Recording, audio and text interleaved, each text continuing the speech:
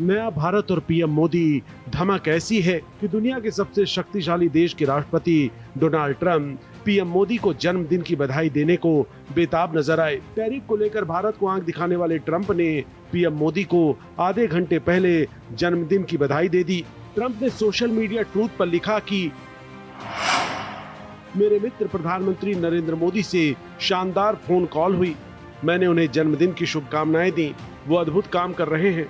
नरेंद्र, रूस और यूक्रेन के बीच युद्ध समाप्त करने के लिए आपके समर्थन के लिए धन्यवाद। इस पर पीएम मोदी ने भी ट्रंप को जन्मदिन की शुभकामनाओं के लिए धन्यवाद दिया। वहीं अपने 75वें जन्मदिन के मौके पर मध्य प्रदेश के धार पहुंचे पीएम मोदी ने ऑपरेशन सिंदूर का जिक्र करते हुए आतंक परस्त मुल्क पाकिस्तान को खुली चेतावनी दे दी। आज देश मां भारती की सुरक्षा को सर्वोच्च प्राथमिकता देता है। पाकिस्तान से आए आतंकियों ने हमारी बहनों बेटियों का सिंदूर उजाड़ा था। ऑपरेशन सिंदूर करके आतंकी ठिकानों को उजाड़ दिया है। पीएम मोदी ने अपने जन्मदिन पर बता दिया कि नया भारत झुकता नहीं, झुकाना जानता है। अगर भारत की तरफ किसी ने आंख उठाने की हिमाकत की तो भारत दुश्मन के घर में घुसकर मारता है। भारत की इसी युद्ध नीति से दुश्मनों में भय भारी है। Bureau report, Bharat express. तो सवाल यही कि प्रधानमंत्री नरेंद्र मोदी क्या वाकई दुनिया भर के बॉस बन गए? पीएम मोदी बहुत जरूरी हो गए दुनिया भर के लिए। इसी पर आज भारत का सवाल, और हमारे साथ जो पैनल जुड़े उनका भी एक बार परिचय करा दो। डॉक्टर अंशु जोशी है इंटरनेशनल स्टडीज जेएनयू से, दिलीप चेरियन है पॉलिटिकल कैंपेन एडवाइजर हैं। बहुत बहुत स्वागत है आप दोनों का। अंशु जोशी जी, मेरा पहला सवाल यही है, जिस तरीके से प्रधानमंत्री नरेंद्र मोदी को आज बधाइयां मिली हैं, क्या कह रही हैं बधाइयां? क्या वाकई विश्व गुरु बन गए प्रधानमंत्री नरेंद्र मोदी? निश्चित तौर पर अनूप जी, यदि हम देखें तो आज पूरे विश्व से और भारत के भी कोने कोने से हम देख सकते हैं कि किस तरह से हमारे माननीय प्रधानमंत्री को उनके जन्म दिवस की बधाइयां प्रेषित की गई हैं। और जिस प्रकार की विदेश नीति की यदि मैं दृष्टि से कहूं तो नीति हमारे माननीय प्रधानमंत्री ने विगत 10 वर्षों में अपनाई है, तो उसमें हम देखते हैं कि कैसे भारत की विदेश नीति ने आसमान को छुआ और लेकिन जमीन नहीं छोड़ी हमने। देखिए तो इसमें जो कुछ महत्वपूर्ण बिंदु है, पहले मैं वो ये बताना चाहती हूँ कि एक तो हम ये समझे, जो आपने मुझसे प्रश्न पूछा, निश्चित तौर पर विश्व गुरु, मैं कहूंगी विश्व बंधु के रूप में हमारे प्रधानमंत्री और भारत अब जाना जाने लगा है, क्योंकि विश्व के सबसे अधिक देश 27 देशों ने अपने सर्वोच्च नागरिक सम्मान से आज तक हमारे प्रधानमंत्री को नवाजा है, और ये अपने आप में एक दुनिया का रिकॉर्ड है। फिर हम देखें कि जब उन्होंने प्रधानमंत्री का दायित्व लिया था तब हम अर्थव्यवस्था की दृष्टि से वैश्विक स्तर पर 10वें पायदान पर थे। आज आप देखिए कि हम चौथे पायदान पर है और हम बहुत तेजी से तीसरे पायदान की ओर बढ़ रहे हैं। ग्लोबल साउथ के प्रणेता के रूप में हम पिछले 10 वर्षों में उभरे, जिसमें हमने अपने साथ की इमर्जिंग इकोनॉमीज को और अंडर डेवलप्ड नेशंस को किस प्रकार से नेतृत्व की भूमिका मिले, ये एक नैरेटिव में चेंज आया। अनूप जी, हम ये नहीं कह रहे कि आप हमें फंडिंग कीजिए या सहायता कीजिए, हम ये कह रहे हैं कि ग्लोबल साउथ के देशों को नेतृत्व की भूमिका मिले, और इसीलिए ग्लोबल रिफॉर्म्स में जो सुधार की मांग है वो भी मोदी जी ने इसकी शुरुआत की। फिर आप देखिए वैक्सीन मैत्री के रूप में एक मिसाल कायम की कूटनीति में कि किस तरह से कंपटीशन के अलावा हम एक कोलैबोरेशन की दिशा में जा सकते हैं। अंतरराष्ट्रीय मंचों का लोकतंत्रीकरण किया और जन भागीदारी को उन्होंने सुनिश्चित किया। जब G20 की अध्यक्षता थी हमारे पास, तो हमने अफ्रीकन यूनियन को एक परमानेंट मेंबर के रूप में G20 से जोड़ा, और इसके साथ साथ जन भागीदारी, जितने कार्यक्रम थे वो भारत के Tier 2 Tier 3 सिटीज में हुए, ऐसा पहले कभी नहीं हुआ था। अनूप जी, फिर आप देखिए कि जो अंतरराष्ट्रीय लक्ष्य हैं उनको अपने ग्रास रूट लेवल तक ले गए हैं मोदी जी। उदाहरण आपको दूं, जैसे कि अगर सस्टेनेबल डेवलपमेंट या क्लाइमेट चेंज कंटेनमेंट से रिलेटेड कोई गोल है, तो हमने जो लाइफ नाम का जो हमारा पूरा एक प्रोग्राम है या अमृत है, इसके माध्यम से हमने लक्ष्यों को पहले नेशनलाइज किया, ओन किया, और उसमें फिर जन भागीदारी सुनिश्चित करके उनका जो लाभ है वो ग्रास रूट पर बैठे हुए व्यक्ति को मिल रहा है। ये भी मोदी जी का ही एक इनोवेटिव आइडिया रहा। स्ट्रेटेजिक रिलेशन स्थापित किए कई देशों के साथ। आज विश्व के जितने भी शक्तिवान और इमर्जिंग इकोनॉमीज है, सबके साथ हमारे स्ट्रेटेजिक रिलेशंस है। फिर आप देखिए 60 से अधिक देशों की उन्होंने यात्राएं की, और act east policy, neighbourhood first policy का तो ध्यान रखा ही, सुदूर पश्चिम में भी हमारे रिश्ते सुदृढ़ हुए। और देखिए ऑपरेशन सिंदूर और जो अलग अलग हमने जो सर्जिकल स्ट्राइक की, उसके माध्यम से उन्होंने ये बहुत कड़ा संदेश दिया कि भारत, ये नया भारत है, आतंकवाद को कतई किसी भी कीमत पर बर्दाश्त नहीं और करेगा। यही वजह है अंशु जी, यही लेकिन वजह है कि मुख्य हर बिंदु मंच से है। प्रधानमंत्री मोदी ने इस बात का जिक्र किया और अड़े रहे अपने बयानों पर। मैं दिलीप सर के पास आऊंगा। दिलीप सर, आपको क्या लगता है, ट्रंप जिनके साथ आपने देखा 50% का टैरिफ हम झेल रहे हैं, और लेकिन 12 बजने से पहले ही ट्रंप ने पोस्ट कर दिया। ट्रंप की ये बौखलाहट नहीं कहेगा, मैं जल्दीबाजी कहता हूं इसको, कि भैया हम पहले, सबसे पहले मैं होने वाला हूं। मतलब ट्रंप भी मान रहे हैं कि भारत के बिना आगे बढ़ पाना मुश्किल है। क्या यही वजह है कि हम अभी भी कह रहे हैं कि भारत विश्व गुरु बन रहा है, भारत के बिना शायद दुनिया को पता है कि आगे नहीं चल सकते हैं? देखिए अनूप, प्राइम मिनिस्टर को ट्रंप विश करना, मैं मानता हूं, एक इंटरनेशनल कर्टसी का सिंबल है।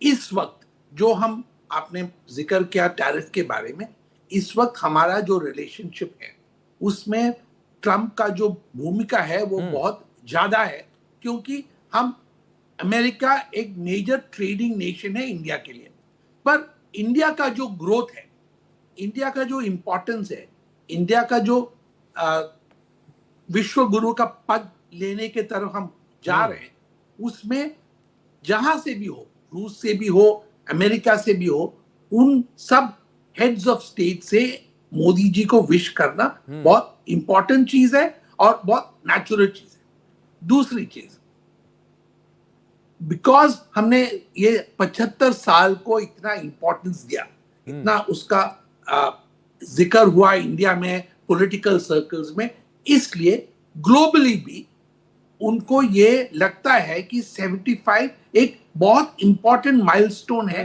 किसी भी देश के प्रधानमंत्री के लिए।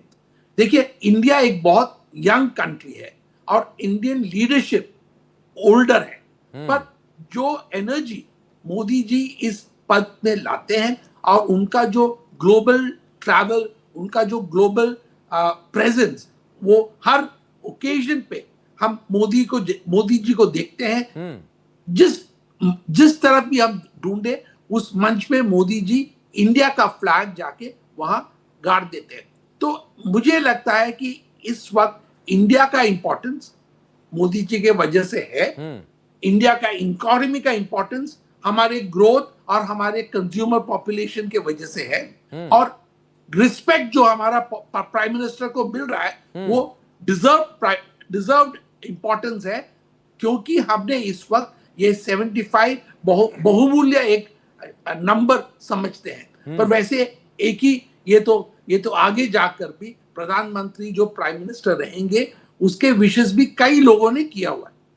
बिल्कुल, मैं अंशु जी आपके पास हूँ। 75 साल के प्रधानमंत्री नरेंद्र मोदी हो गए, लेकिन आज से पहले अंशु जी, क्या किसी भी प्रधानमंत्री, भारत के प्रधानमंत्री को दुनिया के सुपर पावर्स ने, जो सुपर पावर्स हैं, जिनको पावर सेंटर्स कहा जाता है, ऐसी बधाइयां मिली हैं?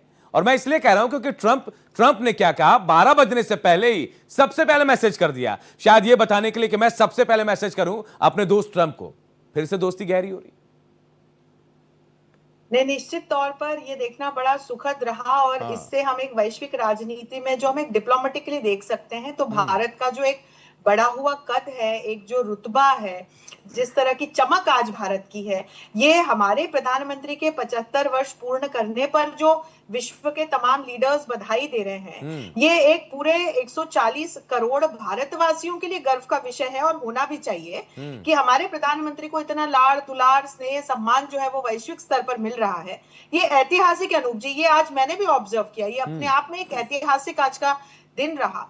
और दूसरी ओर हमारे प्रधानमंत्री को देखें तो उन्होंने मध्य प्रदेश के धार में जाकर के किस तरह से स्त्री सशक्तिकरण और स्त्री नेतृत्व को आगे बढ़ाया जा सके, उससे संबंधित कई योजनाओं का आज उन्होंने अनावरण किया है। तो मैं जो कह रही थी कि जो विदेश नीति है या वैश्विक स्तर पर जो कर रहे हैं, उसको ग्रास रूट लेवल पर भारत के ला करके, और भारत के समाज के अंतिम छोर पर बैठे हुए व्यक्ति को उसका फायदा कैसे पहुंचे, इस पर वो काम कर रहे हैं। तो इसीलिए मुझे लगता है कि क्या देश और क्या विदेश, तो सभी उनकी जो ये इस प्रतिभा के कायल हो गए, और प्रॉब्लम सॉल्वर है।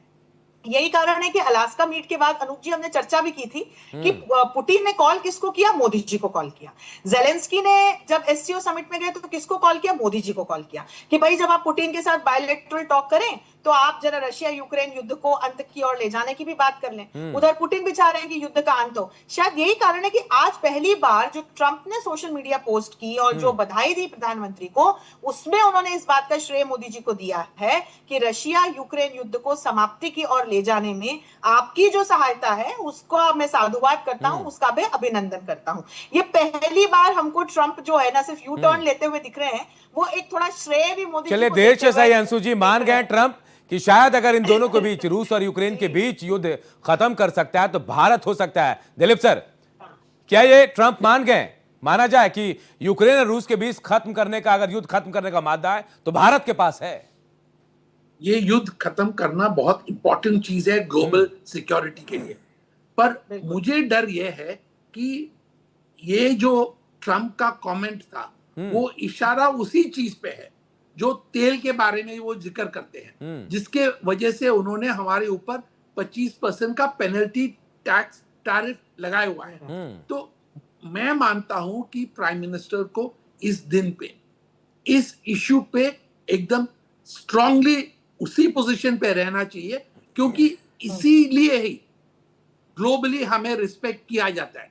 हम किस इंटरेस्ट को देखते हैं, हम हमारे कंज्यूमर्स, हमारे सिटीजन्स, भारतीय सिटीजन्स के इंटरेस्ट को देखते हैं, उसके बेसिस पे हम डिसीजन लेते हैं। हम डिसीजन ट्रम्प के इशारे पे नहीं लेते। ट्रम्प ने ये बर्थडे ग्रीटिंग्स के समय पे भी उसी सब्जेक्ट को ले आया जो हमारे बीच में खटखटा रहा है।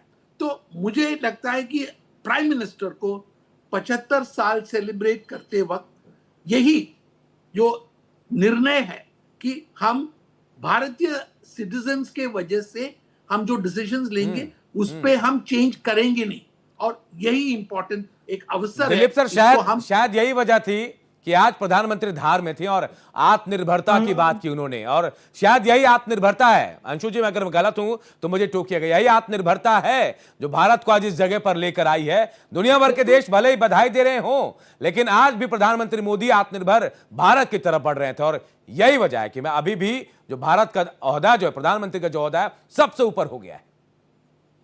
अंशु जी, निश्चित तौर पर अनूप जी, आज उन्होंने आत्मनिर्भर भारत और कैसे अपने आत्मनिर्भर जो हमारी तमाम इकोनॉमी से जुड़े हुए पॉइंट्स है उसको लेकर के उन्होंने सभी से प्रॉमिस भी करवाया है कि हमको इस दिशा में आगे बढ़ना है। तो देखिए कितने सारे इंपॉर्टेंट जो गोल्स थे, चाहे वो आप आत्मनिर्भर भारत की बात करें, आप विमेन लेड डेवलपमेंट की बात करें, आप जो समाज के पीछे छूटे हुए वर्ग को आगे नेतृत्व की भूमिका में लाने की बात करें, और यही बात वो वैश्विक स्तर पर भी करते हैं। ग्लोबल साउथ क्या है, आज तक ये तमाम emerging economies despite having immense natural resources and other resources, इनको हाशिए पे रखा गया था। और जो कॉलोनियल मास्टर्स थे एक समय के अनूप जी, तो उन्होंने फायदा उठाया हम तमाम इमर्जिंग इकोनॉमीज का। तो मोदी जी ने ये बिगुल बजाया कि भाई क्यों ना ये ग्लोबल साउथ के जो तमाम देश हैं ये अब एक नेतृत्व की, लीडरशिप के रोल में आए और उसकी भूमिका की मांग करें।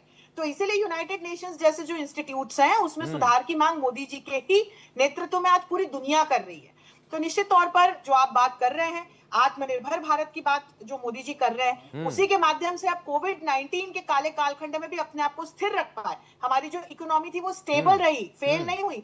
सो मच सो कि हमने वैक्सीन बनाए, अपने 140 करोड़ भारतीयों को वैक्सीनेट किया, और 150 से ज्यादा देशों को हमने अपने होम ग्रोन वैक्सीन भेजे हैं। वैक्सीन मैत्री की हमने एक नई शुरुआत की। तो ये आत्मनिर्भरता की जब हम राह पर बढ़े तभी ये हो पाया अनूप जी, और इसी का उन्होंने आज शंखनाद जो है धार से फिर एक बार किया। बिल्कुल। और दिलीप सर, सवाल मेरा आपसे कि आपने जिक्र किया कि हमें अपने स्टैंड पर रहना होगा। जो प्रधानमंत्री नरेंद्र मोदी ने कहा, जो 50% का टैरिफ लगा है, 25% जुर्माना जो लगा है, आज भी बिल्कुल वही नजर आया। मैं जिसका जिक्र कर रहा हूं आत्मनिर्भर भारत का, वहां से भी मन से प्रधानमंत्री ने यही कहा कि आज भी भारत किसी से डरता नहीं है, और भारत ने अपने विकल्प खोल दिए हैं, जिसका जिक्र अंशु जी कर रही थी कि जो ग्लोबल साउथ के देश हैं उनके साथ हम व्यापार बढ़ाने की कोशिश कर रहे हैं। चीन या फिर रूस या फिर दूसरे देश जो हैं वो भी जानते हैं कि भारत के बिना शायद नहीं है, और भारत के प्रधानमंत्री, यशस्वी प्रधानमंत्री उस बात पर अड़े हुए हैं, और एक बार फिर आज दिख गया है। दिलीप जी, जैसे अंशु जी ने कहा, मुझे लगता है कि भारत की जो ग्लोबल साउथ की लीडरशिप है, ब्रिक्स की जो करेंसी है, इन चीजों पे जो प्राइम मिनिस्टर का जो लीडरशिप है वो बहुत अहम चीज है। और सारे देश, अमेरिका से लेके रूस से लेके चीन तक, जापान तक, सब देख रहे हैं कि इंडिया का जो लीडरशिप है, और लीडरशिप का मतलब इस वक्त मोदी है।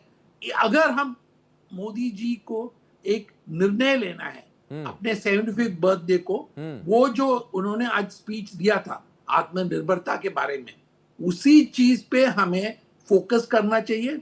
क्योंकि जब तक इंडिया अपना निर्णय पे अटक के रहे, तब तक ही ग्लोबली हमें रिस्पेक्ट मिलेगा।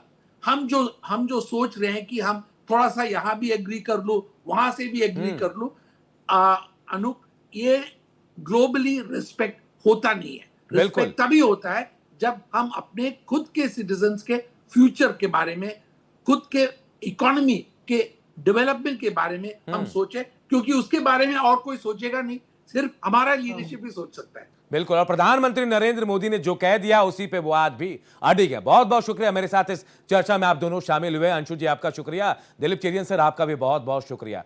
तो 75वें जन्मदिन पर प्रधानमंत्री नरेंद्र मोदी को दुनिया भर से संदेश मिले, बधाइयां मिली, और सुपर पावर्स जिनको कहा जाता है दुनिया में, उनकी तरफ से भी बाकायदा संदेश वीडियो संदेश आ रही है। बताता है कि भारत कहां से कहां पहुंच रहा है। प्रधानमंत्री नरेंद्र मोदी विश्व गुरु बनने की तरफ जो है और कदम आगे बढ़ा चुके हैं। फिलहाल मुझे दीजिए इजाजत, देखते रहिए भारत एक्सप्रेस।